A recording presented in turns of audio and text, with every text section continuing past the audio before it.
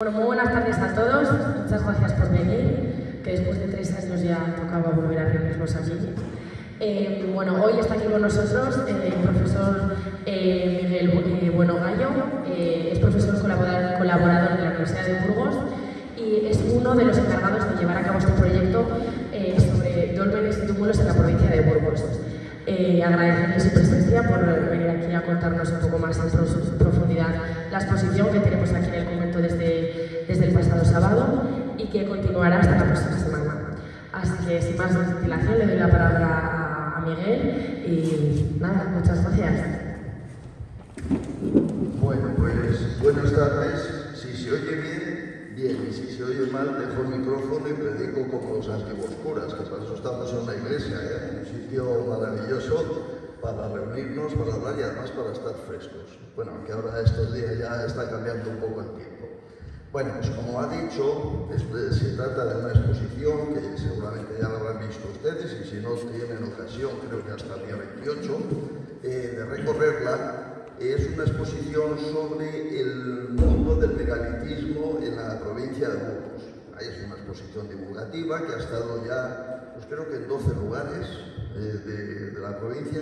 Este es el segundo año que está recorriéndola y que permite tener una visión global que hasta ahora yo creo que se había difundido poco, es decir, los especialistas sí que lo conocemos, pero el público en general pues puede tener noticias de que hay dólmenes, pues creo que esa gente de la Lora, que creo que han estado hace poco, ¿no? Bueno, pues es un magnífico ejemplo, pero hay otros muchos en la zona de Sedano, de Los Altos, de Tubilla del Agua y por supuesto también alcanza hasta esta zona de la provincia, como bien saben ustedes, porque algunos ejemplos pues los tienen relativamente cerca. Entonces, una vez que hicimos el proyecto, que dio lugar a una publicación, que bueno, pues, se podría encontrar en Burgos, en las librerías, también se hizo una exposición, todo esto patrocinado por la Diputación Provincial, pues para dar a conocer el megalitismo a lo largo de toda la provincia, recorrido desde Roa hasta el Valle de Mena, desde Pradoluengo, bueno, que ha estado en muchísimos sitios, incluido Burgos Capital, donde la exposición fue acompañada de otros elementos, maquetas, material arqueológico y demás. Y bueno, pues habíamos ofrecido también, y venimos encantados a dar una charla. En este caso he venido yo solo, perdonen el plural, porque bueno, pues los compañeros estamos en agosto, lo mismo que están ustedes aquí en el pueblo y no están en su casa, pues quien no está en un sitio está en otro, pero bueno, yo espero cumplir con el conocimiento que tienen las personas que han colaborado en este trabajo, que además de Germán Delibes, que es catedrático de prehistoria de la Universidad de Valladolid, un hombre muy conocido, no solo por el apellido paterno, sino sobre todo porque es el gran sabio en el mundo del megalitismo en España y uno de los grandes de Europa. También Rodrigo Villalobos, que es un poco nuestro relevo ya de los trabajos que vamos haciendo de megalitismo, excavaciones, pues ya es el que lleva un poco la voz cantante, y también Javier Vasconcillos, que algunos conocerán, que es geólogo, y siempre hay que ir con un geólogo de guardia. Cuando salgan al campo, llamen a geólogos de Sin Fronteras y le dicen, por favor, mándenme un geólogo, porque para salir al campo ellos tienen una visión muy especial de lo que es el territorio. Y siempre nos viene muy bien, porque veremos que ya lo que es la arqueología antigua ha cambiado mucho respecto a la actual, y aquello que era, bueno, pues ir con un pico y una pala, hoy van un montón de especialistas y cada uno sabe lo suyo, y al final yo creo que ninguno sabemos más que de lo nuestro, y desgraciadamente no de todos. Bueno, vemos aquí un poco la portada, al inicio también de la exposición, con una imagen muy bonita. En este caso es el dolmen de las Arnillas, del Valle de Sedano, pero como han estado en Sargentes, pues verán que es muy parecido pues, a la caballa de Sargentes. Veremos que así es como quedan una vez restaurados y arreglados, pero que exactamente así, lógicamente, no era. Vamos a empezar, seguramente a todos les suena el de Asteris, Obelix, y cómo el Obelix iba además con un menir siempre a la espalda, ¿no? Y Asteris, pues bueno, aquí es una viñeta donde de hecho están buscando el dolmen, no lo encuentran, pero están dentro de él, ¿no? Y es una imagen que nos ha permitido darle mucha difusión al mundo del megalitismo y a los dólmenes. Francia tiene muchísimos dólmenes, es un paraíso del megalitismo, como luego veremos, y a la vez también nos causa algún problema, porque la gente identifica los dólmenes con Asterix y Obelix, y por lo tanto Asterix y Obelix, que son del tiempo de Julio César, pues bueno, digamos que tienen 2000 años. Pero nosotros vamos a hablar de los dólmenes, no hablamos de 2000 ni de 4000, hablamos prácticamente de 6000 años desde la actualidad. Estamos hablando de 3500, 4000, 3000 antes de Cristo. O sea, que estamos hablando de cosas mucho más antiguas. Y es cierto es que lo mismo que nosotros hoy podemos disfrutar de los dólmenes, también Asterix y Obelix, lógicamente, se encontraban con esos dólmenes. Son dólmenes, bueno, y si ponemos un ejemplo de un dolmen francés ahí abajo, pues podía ser perfectamente, ¿no? Quiero decir que hay muchos. Y esa es un poco la idea que tenemos también del dolmen, ¿no? Unas piedras hincadas, una losa por encima y ya está. Curiosamente, en la provincia de Burgos, que es el ámbito de esta exposición y de esta charla, pues de estos solo hay uno.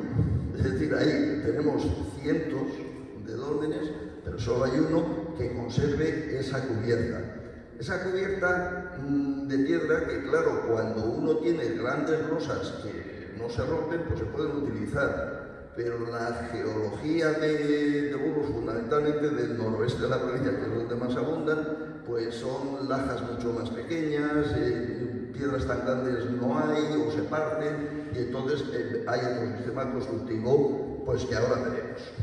Y también es importante saber un poco de dónde viene este mundo del megalitismo. El megalitismo está vinculado, megalito sería piedra grande. Bueno, son tumbas, son solo tumbas, elementos funerarios, panteones funerarios, que tienen que ver con los primeros agricultores y ganaderos que había en cada sitio. Es decir, el neolítico empieza pues hace 8500 años o 9000, pues aquí en Mesopotamia, todo aquello que hemos estudiado en la historia, se va difundiendo, y cuando llega aquí a la zona de Europa, pues ya estamos hablando, pues eso, del 5000, del 4000 antes de Cristo. Es decir, estamos hablando de un momento muy posterior. Es decir, lo que se difunde es la idea de la agricultura. Hasta ese momento, la gente, pues lo de Atapuerca, que nos suena mucho, pues el paleolítico, pues en esos momentos la gente lo que hacía era cazar lo que podía, pescar lo que podía y recolectar lo que se encontraba. Hoy nueces, mañana moras y pasado avellanas, lo que fuera. Pero cuando ya llega la agricultura, cuando se descubre que si tú plantas una semilla de trigo en este caso, o de escándalo, lo que sea, y puedes recoger, reservas una parte, la vuelves a sembrar y vuelves a recoger con un rendimiento muy pequeño, por cierto, pues bueno, ya entonces cambia mucho la cosa, porque cuando tú vas cazando, tú vas detrás de la caza, como es lógico, que a lo mejor en el paleolítico alguien nacía aquí y moría en los Pirineos. ¿Por qué? Pues porque iba detrás de la caza, ahora hace bueno, aquí no encuentro, vamos, son grandes desplazamientos. ¿Qué consecuencia tiene eso? Pues que cuando se moría el abuelo, pues ha muerto. ¿Qué vas a hacer con él? No, hombre, vamos a enterrarle, vamos a hacer una tumba. ¿Para qué? Si a lo mejor no voy a volver. O sea, quiero decir, por eso en el paleolítico hay pocas tumbas. Pues es que, bueno, pues ha muerto. Sin embargo, cuando ya tú siembras, cuando tú tienes un rebaño con el que no te puedes ir a 2000 kilómetros porque a saber dónde te metes, sino que tienes que estar en la zona que conoces, pues ya ese territorio empieza a ser tuyo, porque tú tienes tu tierra de labor y vuelves allí a cultivar. Y si viene otro, tú le tienes que decir, ojo, que esto es mío. Y entonces ya tienes un sentido más de la propiedad y sobre todo un sentido más del territorio. Tú ya estás en tu tierra, en tu casa. Los agricultores no se mueven 5000 kilómetros. Y en ese momento ya cuando se muere el abuelo dices, bueno, pues vamos a enterrarle aquí porque sé dónde está. No por el abuelo, que le tiene mucho respeto, sino porque además del abuelo se va a enterrar el padre y sobre todo se va a enterrar el que lo entierra. Dice, bueno, esta va a ser mi tumba. Y de alguna manera creas ese panteón colectivo, como tenemos ahora en los cementerios, que viene a ser un poco tu lugar de referencia. Y eso tiene mucha importancia para el día de mañana. Si viene alguien a atacarte, dices, oye, que esto es mío y lo puedo demostrar, porque aquí están enterrados mis antepasados, los tuyos no. Efectivamente, pues eso es como una especie de hijuela, ¿eh? Es la cédula de propiedad. Es decir, este es mi territorio. Bueno, pues efectivamente con el desarrollo de la agricultura llega también el desarrollo del megalitismo. Si vemos este mapa, la parte más oscura es el lugar donde abundan más los dólmenes en Europa. Abundan sobre todo, como vemos, en lo que es la fachada atlántica, todo lo que va al Atlántico, ¿eh? Desde Dinamarca, Suecia, Noruega, por supuesto toda la fachada atlántica y otras partes de Gran Bretaña, de Irlanda. Irlanda es un espectáculo también de megalitismo, toda Francia, Holanda, etc. Y en la parte de la península ibérica, pues lo que es fundamentalmente la zona atlántica. Bien cierto es que también hay algunas zonas que llegan pues hasta el Mediterráneo y por supuesto también pues, hay en Córcega, en Cerdeña, incluso en África. Es decir, es una moda que se puso, vamos a decir una moda, una manera de enterrarse que estuvo funcionando pues por lo menos alrededor de 1000 años o 1000 y pico, y que luego tuvo una continuidad. Estamos hablando eso de 4000 a.C., 3500, unas zonas más antiguas, otras más modernas, probablemente lo más antiguo es lo de Portugal y lo de Francia, y eso al cabo de 1000, 2000 años fue decayendo, pues como decaen las modas. Ahora la gente ya casi no se entierra, se incinera. Eso era impensable hace 50 años o 100 años, pues esto es lo mismo. Es decir, son modas y en este caso, pues bueno, pues se fue cambiando hacia otros sistemas, pero perduró mucho tiempo, porque esos dólmenes, que veremos luego que están en el territorio, en grupos que vinieron después, en lo que se llama el calcolítico, el cobre, que algunos sonará, el bronce, etc., repitieron de alguna manera el enterramiento monumental, porque esos dólmenes, como veremos, son una especie de monumento, donde uno se entierra y se luce. O sea, no es una tumba de un cartujo que le entierran allí sin caja, no. Es un panteón de esos nobles que vemos en los cementerios. Pues esta es un poco la historia. En Burgos, hemos visto antes unos mapas generales, tenemos una buena acumulación de dólmenes que fundamentalmente se produce, como decimos, en los páramos de la Lora, Sargentes, Cubilla, Los Altos, Sedano, Valle de Sedano. También hay un grupo interesante en lo que es el Valle de Mena, el Valle de Losa, algo también en la zona cercana al Escudo, también hay unos dólmenes interesantes, y luego vemos un goteo que atraviesa, baja cerca de Burgos capital, la zona de Atapuerca. En Atapuerca tenemos dólmenes, aparte de las cuevas y los sitios conocidos, hay dólmenes también, y luego pues parece que viene como por la carretera de Soria, ¿no? Es decir, viene por aquí, tenemos Mazariegos, Barbarillo, y algunos ejemplos pequeños ya incluso en el límite de la provincia. Y luego algunos elementos dispersos, más o menos confusos, uno raro que hay en la zona de Castrojeriz, no sabemos muy bien lo que es, y algunos en la zona de Aranda. Pero bueno, se ve que hay una acumulación, y que, como decimos, están aquí. Alguien podría decir por qué se iban a vivir a un sitio tan inhóspito como son los páramos de la Lora y de Sedano. Bueno, vivían a morirse por lo menos, o a enterrarse. ¿Por qué no se iban a Benidorm? Que es donde se va ahora la gente. En Benidorm no hay ningún dolmen. Y sin embargo vienen aquí. Es una pregunta que hay que hacerse. De hecho, yo, que más que arqueólogo me considero prehistoriador, cuando llego a los sitios, cuando llego a un dolmen, los arqueólogos siempre miran dentro. Yo me miro alrededor, digo, a ver, estos aquí, ¿por qué se han puesto? ¿No? Y es una pregunta interesante que conviene hacerse, porque de hecho, si mañana hay una catástrofe nuclear, váyanse, y hay que sobrevivir, como sea, váyanse a la Lora y no se vayan a Benidorm, porque van a tener que vivir ¿de qué? De la agricultura y de la ganadería. Y si ustedes están en Alicante, en Murcia, siembren trigo, verán qué rendimiento les da. Bajísimo, y llévense un rebaño, y a ver qué comen.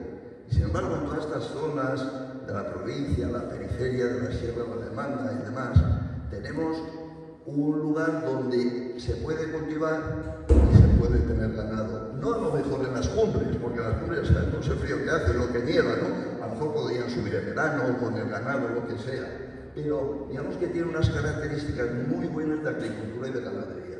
Y eso les permitía tener la seguridad de que iban a comer ese año, porque entonces no había el SEMPA ni todo eso, no había silos de cereal, no había nada. Y si tú tenías un año bueno, pues bueno, tenías más rendimiento. Si era malo, pero como fuera catastrófico, pues seguramente te morías o te tenías que marchar a otro lado. Entonces hay que asegurárselo. Y una de las características que tienen todos estos páramos que parecen inhóspitos es que, sin tener un gran rendimiento, tienen un rendimiento asegurado. Es decir, no hay un año catastrófico. Todos sabemos que ahí, por ejemplo, se cultivaba la patata de siembra. O sea, en los páramos estos se está cultivando la fresa y la frambuesa que luego se llevan a Huelva. ¿Por qué? Porque son sitios muy saneados, con unas características del territorio, las características de lo que es el suelo, la geología, el clima, etcétera, que les permite asegurar eso. Y además les permite tener ganado todo el año sin alimentarlo.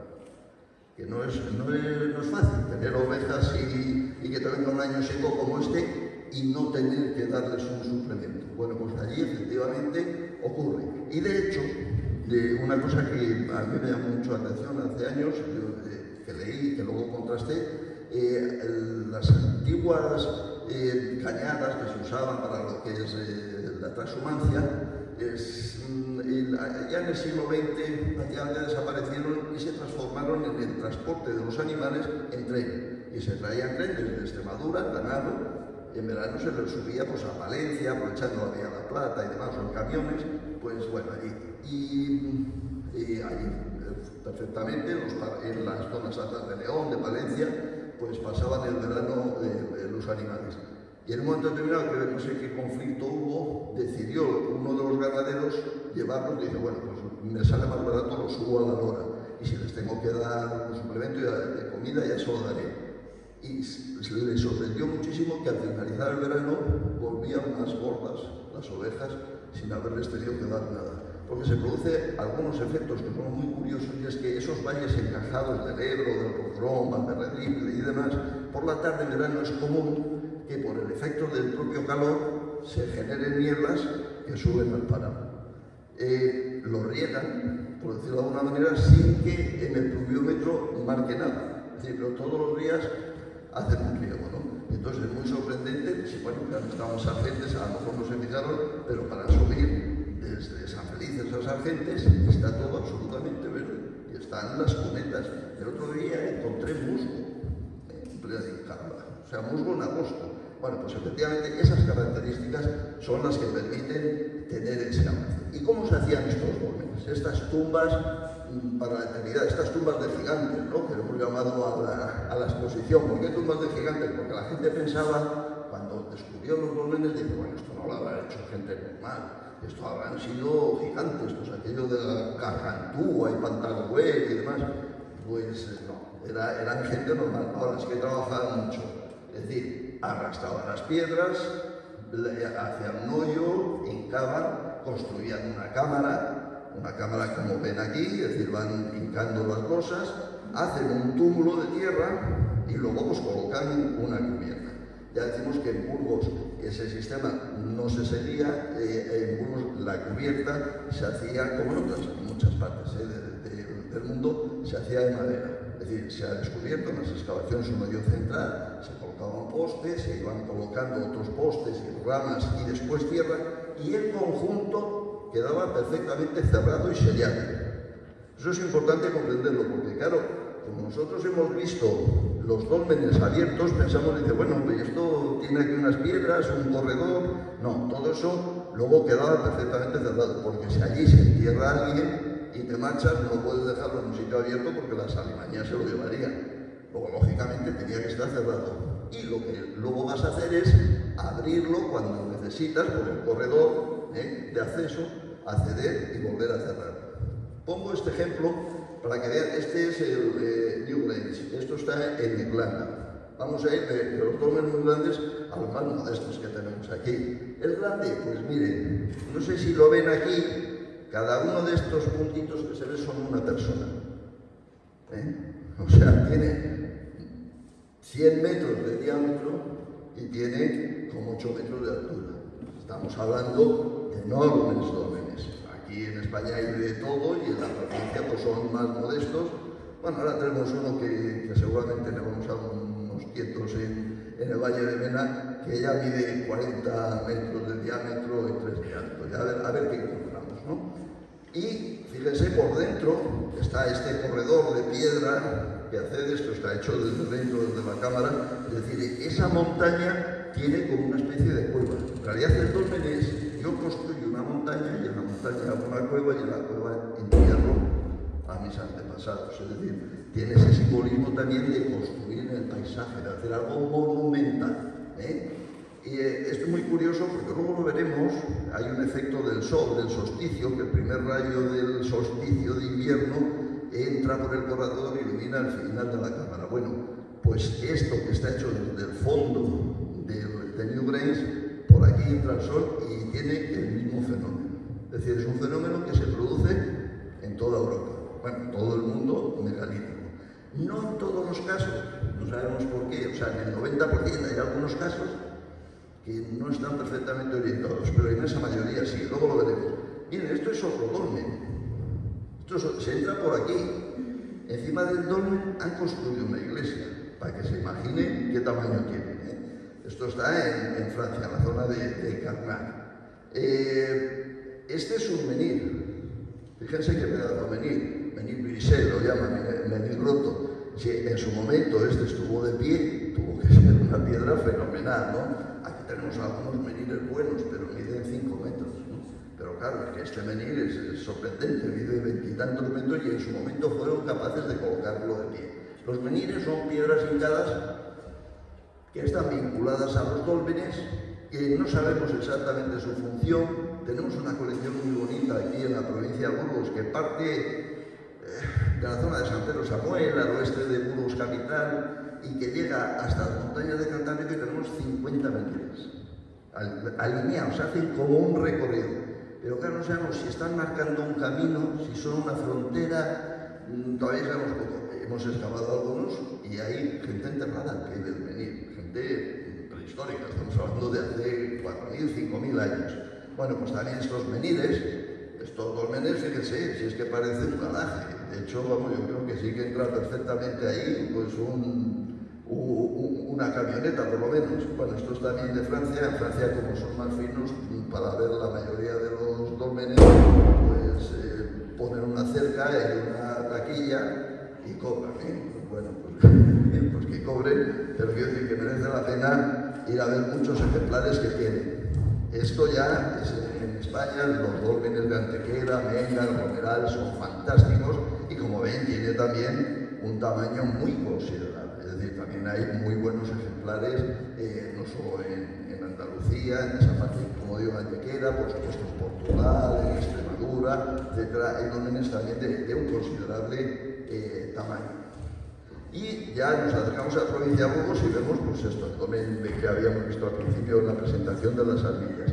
Este es el corredor por donde se accede, la cámara, ya veremos más ejemplos, está en el centro y todo este conjunto estaría tapado. Es decir, este corredor tendría una serie de dinteles, como la puerta, irían bajando los dinteles, la parte de arriba se taparía y quedaría perfectamente cerrado. ¿Que hay que enterrar a alguien? Se abre aquí lo menos posible, se entra, se deposita, se vuelve a cerrar. De hecho, funcionan durante cientos de años, 200, 300, 500 años, y se van enterrando pues, grupos y personas que todavía no lo tenemos muy claro determinado qué es lo que ocurre. ¿Por qué? Porque vemos, por ejemplo, que hay muchos más hombres que mujeres. Bueno, o sea, que eso de las discriminaciones, pero Agustina ya pues hace... Bueno, pues puede haber más hombres que mujeres. Hay muy pocos niños y prácticamente no hay bebés, o sea, hasta los 5 o 6 años no hay. Bueno, pero eso tampoco nos tiene que extrañar mucho porque hasta no hace un siglo, en algunas partes de España, se consideraba que un niño que no había hecho la primera comunión, bueno, si no estaba bautizado, ni se le enterraba, se les enterraba debajo del alero de la casa. Y muchas veces te encuentras en la Edad Media que les entierran en el propio hogar, o sea, en la propia vivienda, ¿no? Pero ya está claro que hay un momento que sí que se incorporan, 5, 6, 7 años. Al final, cuando nosotros hablamos de la comunión, estamos hablando también de ese momento antropológico de incorporación a la sociedad, ¿no? Así eso se mantiene. Entonces, hay pocos niños, hay menos mujeres que hombres, pero sí que hay, y desde luego la gente se moría muy joven.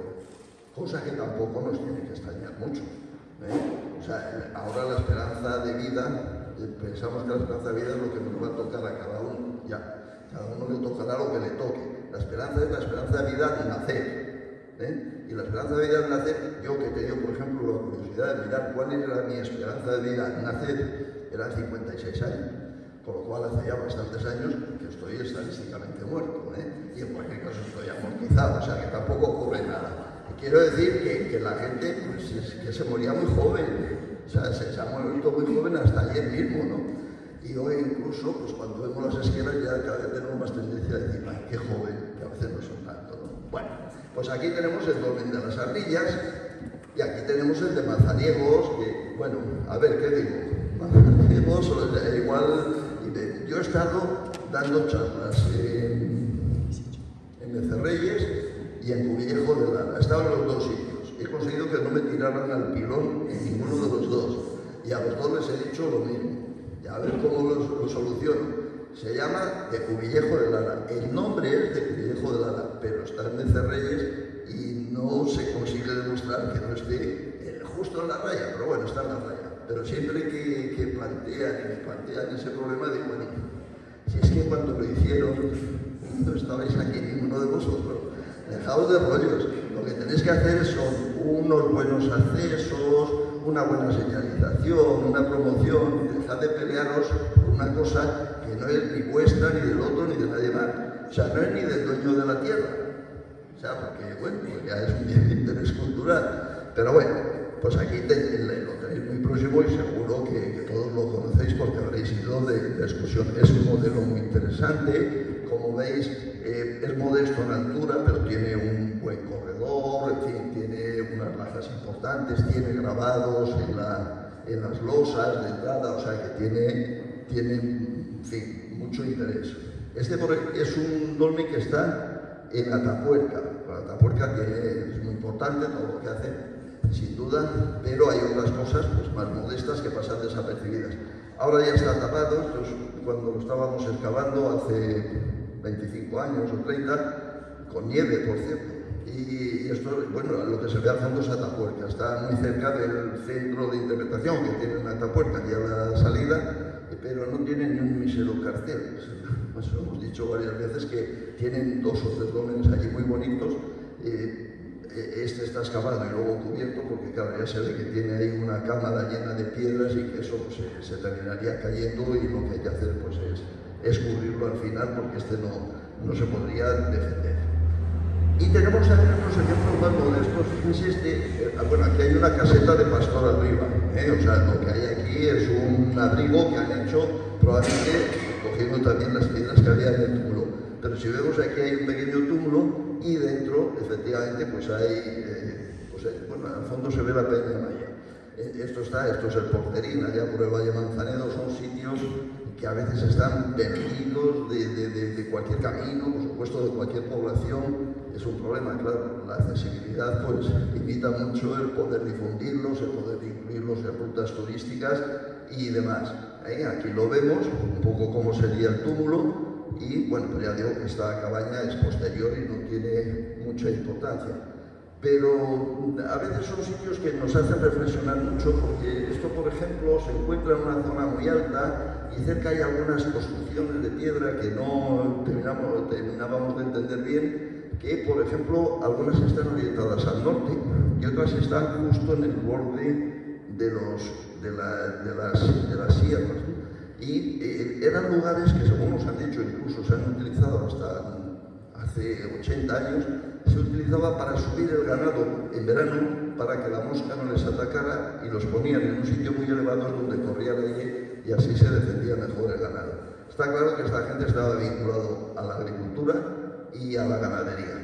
Y como decíamos, también tenemos meniles, ¿no? Este es un menil que también está en la zona de Atapuerca. es muy curioso porque tiene aquí una leyenda, no se ve bien, pero que dice que es el pie del rey, que lo llaman, que conmemora una batalla de, no sé si de Alfonso VIII contra su hermano Sancho de Navarra, etc., ¿no? Y como está aquí la inscripción, pues todo el mundo pensaba que era un hito conmemorativo, pues efectivamente, de la batalla. Pero cuando uno busca una fotografía que tiene más de 100 años, se encuentra con que la inscripción no estaba hecha. O sea, que la inscripción en realidad es de ayer, pero bueno, ya pasa a ser pues un elemento histórico, ¿no? Como nos pasa a todos con los puentes romanos, con las calzadas, con las cuevas del Moro, los caminos de Santiago, hasta donde queramos llegar, ¿no? Claro, todo esto, cuando son pequeños, el esfuerzo constructivo, este es un ejemplo de cuánto tiempo costaría construir un dolmen. Y bueno, hemos hecho estudios no solo aquí, en otras partes también, y vemos que los pequeños efectivamente se pueden hacer, algunos en una tarde, ¿no? Y otros en una semana, pero que algunos de los grandes dólmenes que tenemos aquí suponen a lo mejor pues 10.000 horas o 12.000 horas de trabajo. Porque se puede medir, hay tablas estadísticas para saber cuánto cuesta el acarreo de tierra, piedra y demás. Con lo cual también nos está hablando de que para construir un dolmen, si es muy pequeñito, puede ser una cosa de una familia, pero para construir uno grande como los de Sargentes, por ejemplo, es necesario reclutar a los vecinos de otros páramos para que nos ayuden a hacer el dolmen.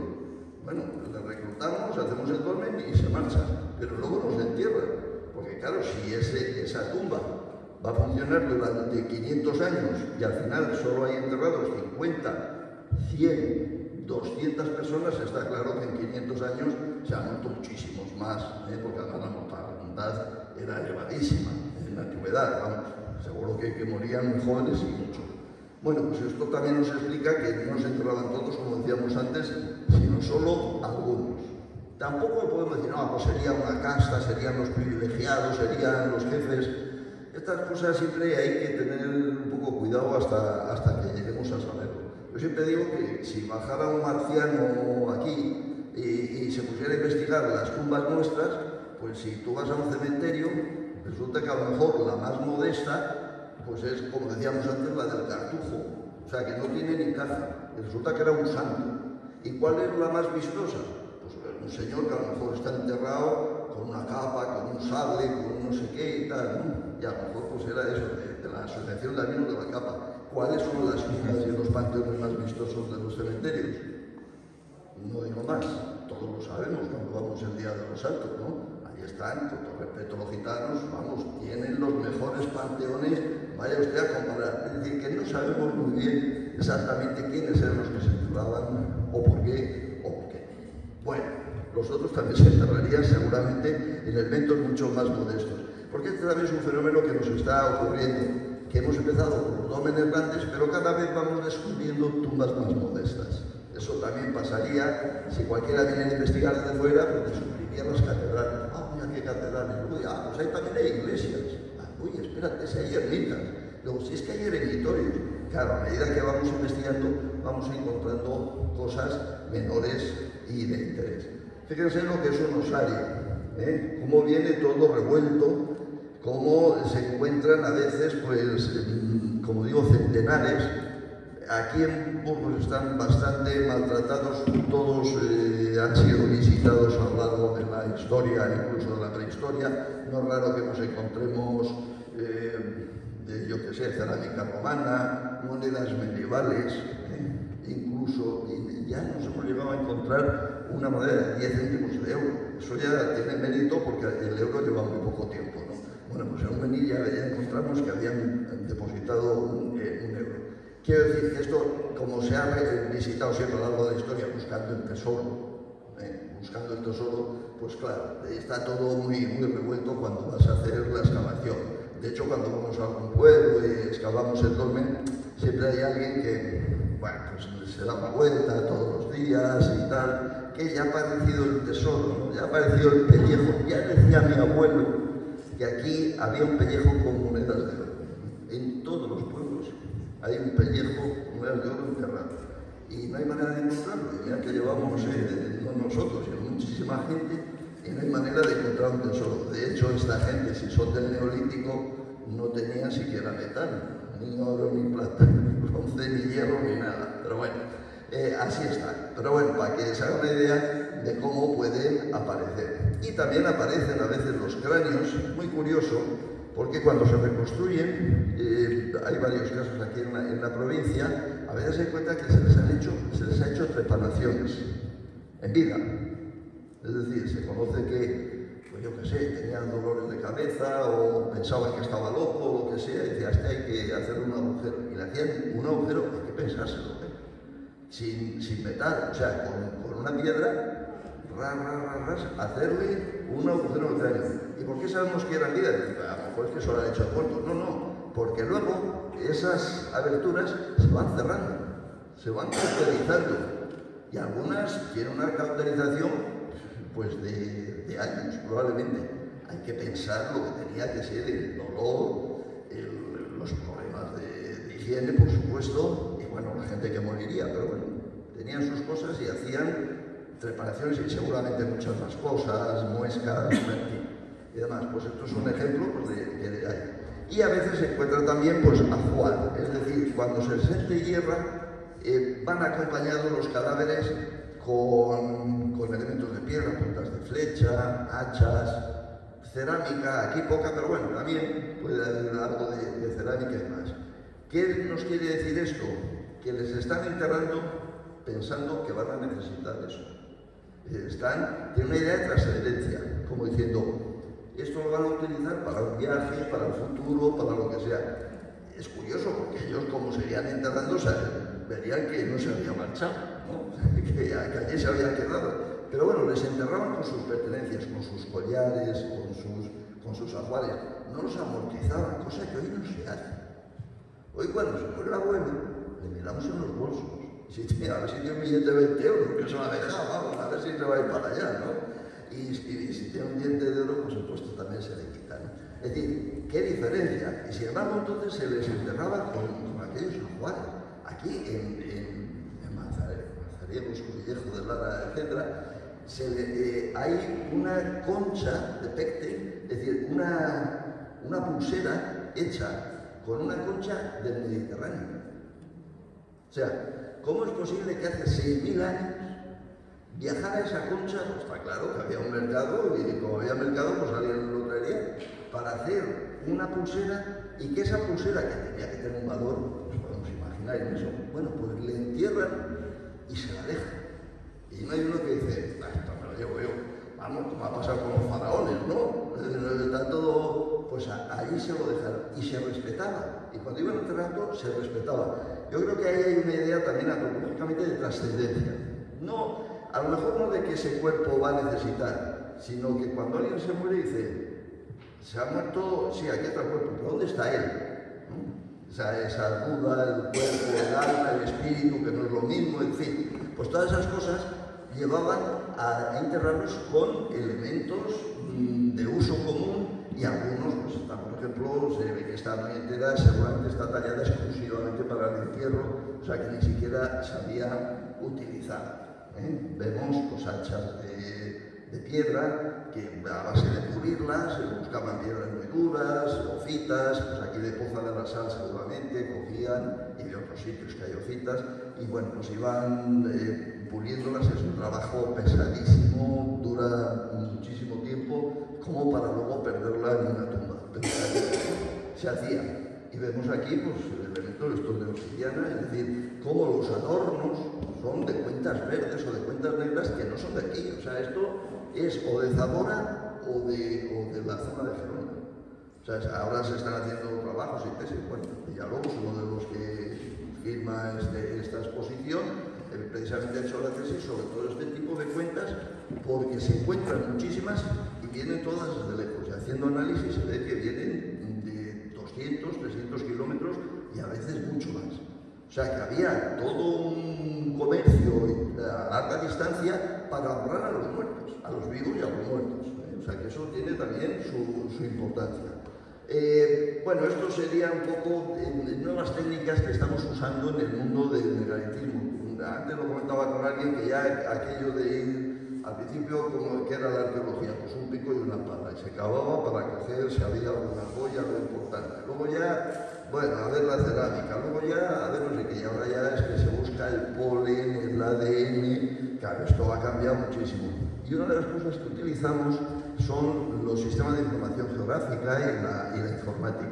Entonces, este es un ejemplo, esto es una hoja del Instituto Geográfico Nacional, la 135, de la zona de Sedano, que nosotros la conocemos muy bien. Entonces, nosotros marcamos las 4 esquinas, por ejemplo, y los 4 centros, y le decimos al ordenador, de acuerdo con el modelo de elevaciones del terreno, que diga cuáles son los mejores lugares para transitar. Y entonces el propio ordenador nos hace una red que dice, yo iría por aquí, que es como decían que se hacían antiguamente los caminos, que el ingeniero mandaba por delante un burro y por donde iba el burro se hacía la carretera. Bueno, pues esto es un poco lo mismo, el ordenador es el burro que va marcándote el recorrido. Bueno, pues una vez que están hechos los recorridos, algunos de los cuales nos sorprenden, dicen, pero ¿cómo pasa por aquí? Efectivamente, luego vemos que hay caminos. Una vez que está hecho el recorrido, nosotros colocamos por encima los yacimientos que conocemos. ¿Y qué nos encontramos? Que coinciden perfectamente con los caminos, con los cruces.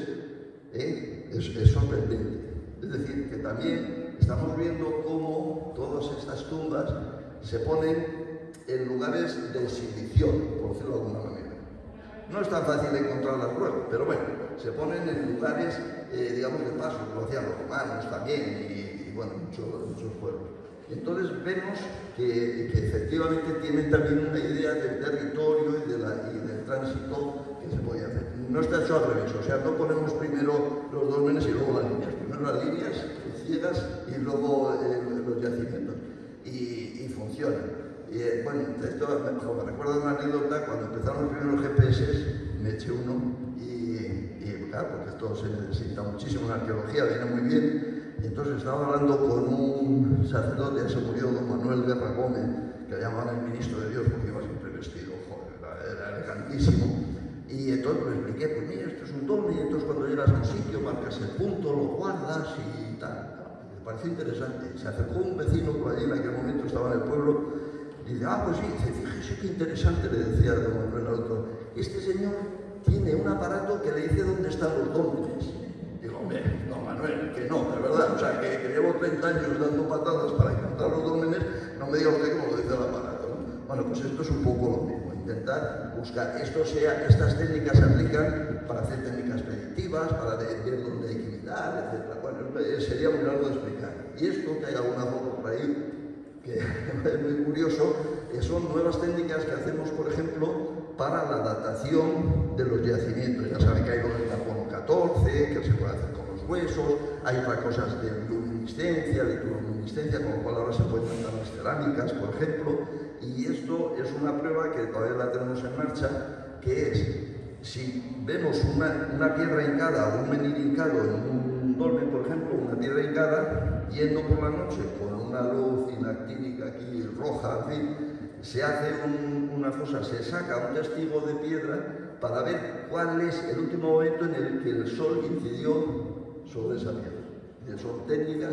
ahora se ha hecho les ha dado resultado en Málaga, a nosotros nos da también, es decir, con lo cual puedes saber en qué momento se hincó, es decir, con un margen, pero que son técnicas muy interesantes. Y esta es otra técnica que estamos empleando también, que es para descubrir las pinturas que había en los dólmenes, porque sabemos que los dólmenes se pintaban y se grababan.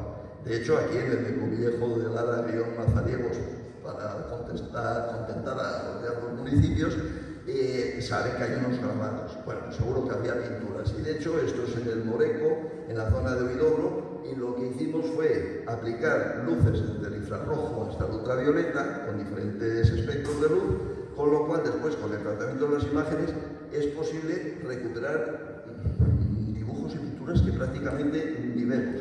De hecho, aquí vemos que hay un antropomorfo que tiene la cabeza, los pies y las manos. Y vemos que aquí también hay un cuadrúpedo, es decir, que es posible recuperar. Son imágenes que en su momento seguro que se veían cuando entraban al dolmen, pero que luego, como han estado expuestas al aire, pues se han oxidado, se ha llenado de líquidos, pero que todavía se puede recuperar alguna cosa. Y vemos también, bueno, lo que les decía antes de la orientación de los dólmenes, que están construidos de tal manera que el primer rayo de sol del solsticio de invierno, el 21 de diciembre, dura unos días, el fenómeno. Yo, por supuesto, les animo a que este invierno, el día 21 de diciembre, y si está nublado el 22, y si nieva el 23, pero que vayan, si hay niebla el 24, pero bueno, hay unos días que vayan al amanecer. Tampoco están, ahora decimos, hay que ir al amanecer. ¿Qué dices? Bueno, al amanecer muy pronto, pero el 24 o el 21 de diciembre amanece a las 9 de la mañana, vamos, se puede ir. O 9 menos cuarto, se mira cuando amanece y es un espectáculo, como el primer rayo de sol que sale en esa fecha entra por el corredor, ilumina el fondo de la cámara.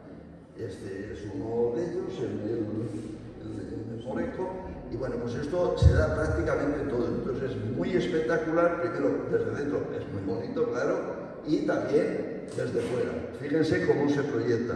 Seguramente aquí estarían esos dibujos, de hecho coinciden con esas losas centrales donde más dibujos hay. Y esto nos lleva a reflexionar que probablemente iban en ese momento, que también es mágico, porque es el momento en el que los días son más cortos, las noches más largas, pero empiezan a alargar. O sea, les permitía tener un calendario. Y ahora vamos a ver que les permitía tener 2 fechas para el calendario. Bueno, pues seguramente iban para hacer lo que fuera.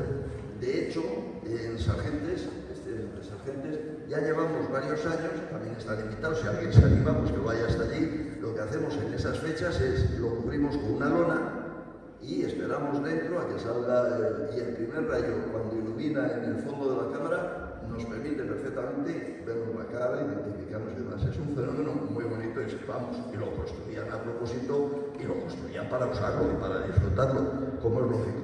Que además, ya les advierto que ese fenómeno, estas cosas de la astronomía, que los que no sabemos, aunque también tenemos un astrónomo de guardia, es que luego la luna llena del solsticio de verano sale por el mismo lugar por donde sale el sol del solsticio de invierno, en todos los lugares del mundo. Con lo cual, en el solsticio de verano se puede ver el nuevo fenómeno por la luna. Bueno, es espectacular. Aquí tienen algunas imágenes, y aquí también, cómo entra, cómo se proyecta, porque ha entrado por el corredor, no por arriba. Y este no está muy bien orientado, pero también se ve. Bueno, este es el de Cubillejo. Fíjense cómo se proyecta perfectamente. Dura además un buen rato, la losa esta puede durar media hora o más y luego bueno, ya se va retrayendo a medida que el sol se desplaza. Por cierto, cuando se desplaza el sol, como va saliendo hacia el oeste, los últimos rayos iluminan los grabados del dolmen de Cubillejo y algunas losas que son especiales también en otros nombres. Esto os lo pongo simplemente para que sepan que, bueno, por fin parece que se han puesto de acuerdo los municipios de Los Altos, Sargentes, Valle de Seana y Villa del Agua para promocionar lo que es el territorio megalítico. Entonces, bueno, pues que es una oportunidad para ver si se difunde. De hecho, estamos en ello. Estos días precisamente se están construyendo algunos pequeños recintos de piedra pues para proteger algunos yacimientos pequeños, poniendo cartelería y demás, porque los ayuntamientos se han dado cuenta de que además del interés científico hay un interés turístico evidente en todo este mundo.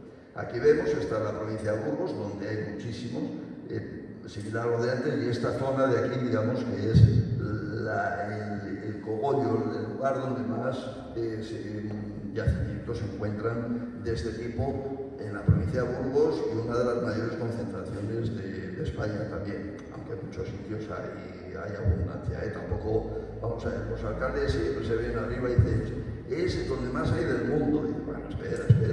No, pues de Europa, que espera, España, bueno, vamos a decir de Burgos, ¿no? O sea, hay que ser más modestos, pero sí que es cierto que hay una buena concentración de yacimientos. Esto es un poco como se excavaba antes, también hacemos nosotros un poco historiografía de la propia investigación, cuando se descubre.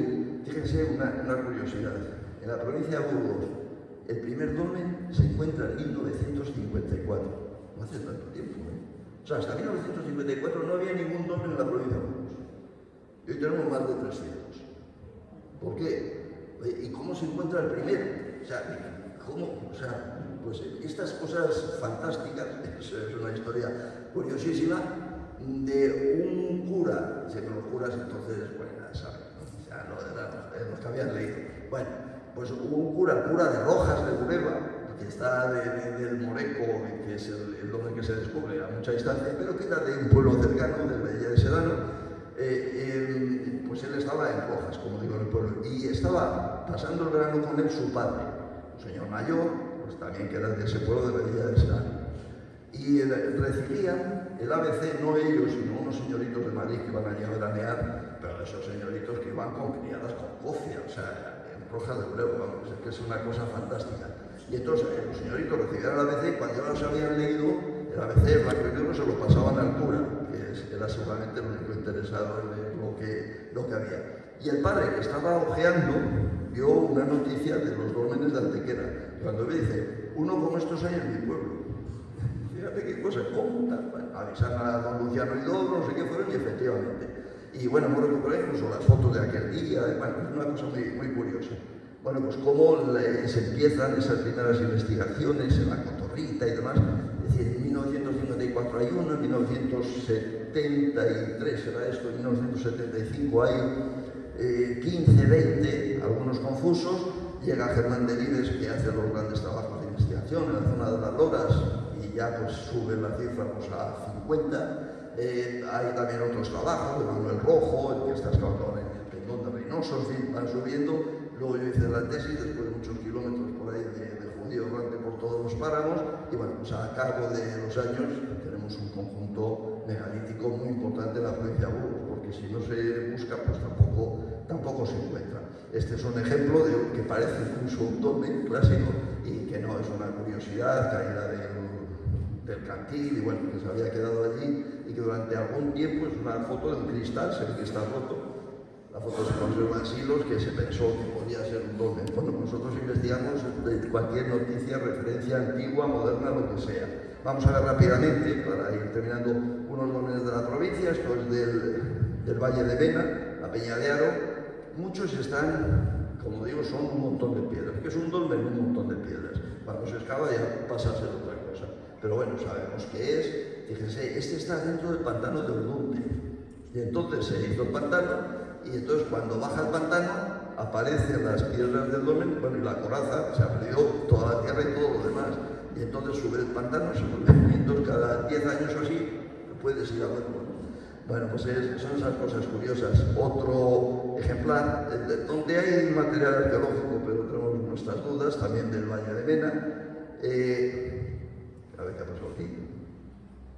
Esto ya es de la zona de Airo de las Pueblas, Robledo de las Pueblas. Esto es una cista que se llama, en realidad es una caja de piedras. Este sí que tiene también losa para cubrir.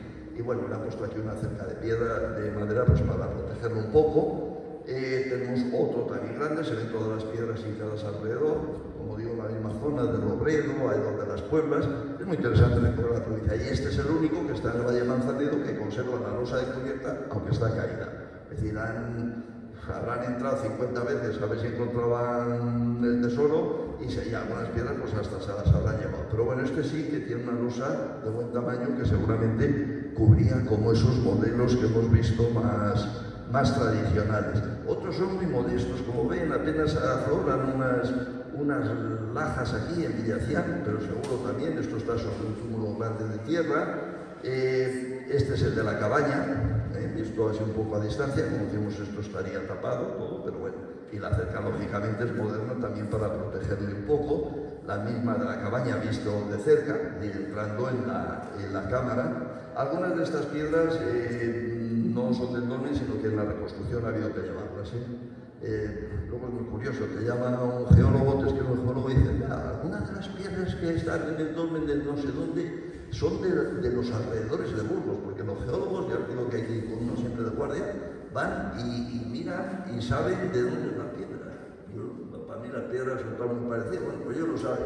Dice, sí, es que las llevaron para la reconstrucción, pero vamos, que aquí no se puede dar a nadie el pego. No obstante, las que son nuevas siempre o están cortadas para que se vea bien, o están perforadas, tienen alguna marca para que se distingan. Este es el de Valdemuriel, que este es muy antiguo, de lo más antiguo, este sí que es 4000 a.C., que está allí perdido en una zona de un pinar. el de las Arnillas, que está en un sitio precioso, es el único que está en un lugar culminante, el único que se ve bien, los demás no siempre se ve bien. El de la Nava Negra, que es muy modesto, la cámara, el corredor, está bastante deteriorado, a ver si conseguimos estos años recuperarlo un poco, por lo menos que se pueda visitar bien. Sé que aquí hay unas vaguadas que todavía se cultivan, aquí una fuente y demás. Fíjense cómo el sol, cuando se retira, fíjense qué piedras más bonitas que utilizaron. Contrario, son lo que llaman los ripplebacks, me parece, las rizaduras o algo así, que estos son piedras que se han formado en el borde del mar, cuando esto era mar, y entonces de las pequeñas olitas, entonces se va luego fosilizando, se convierte en barro, se endurece, se fosiliza, pero cómo las han reutilizado para que les dé la luz del sol cuando se va retirando en el solsticio de invierno. Esto está en las Arnillas. Bueno, estos son otros de Fuente Pecina. Este es un menhir caído que mide 4 metros y pico. Excavamos el túmulo que hay al lado y efectivamente había cerámica prehistórica. Esto está en Sedano. Bueno, de esto podríamos estar hablando horas de cada caso.